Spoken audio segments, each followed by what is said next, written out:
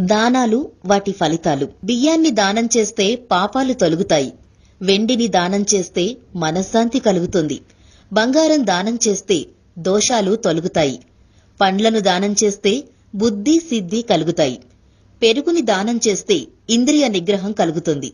నెయ్యిని దానం చేస్తే రోగాలు పోతాయి, ఆరోగ్యంగా ఉంటారు. పాలని దానం చేస్తే నిద్రలేమి ఉండదు. తేనెను దానం చేస్తే సంతానం కలుగుతుంది. ఉసిరికాయలు దానం చేస్తే మతిమరుపు పోయి జ్ఞాపక శక్తి పెరుగుతుంది. టెంకాయని దానం చేస్తే అనుకున్న కార్యం సిద్ధిస్తుంది. దీపదానం చేస్తే కంటిచూపు మెరుగుపడుతుంది. గోదానం చేస్తే రుణ విముక్తులవుతారు, ఋషుల ఆశీస్సులు లభిస్తాయి. భూమిని దానం చేస్తే బ్రహ్మలోక దర్శనం లభిస్తుంది. వస్త్రాన్ని దానం చేస్తే ఆయుష్షు పెరుగుతుంది. అన్నదానం చేస్తే పేదరికం పోయి ధనవృద్ధి కలుగుతుంది. ఇవన్నీ మన వేదాల్లో చెప్పినవే.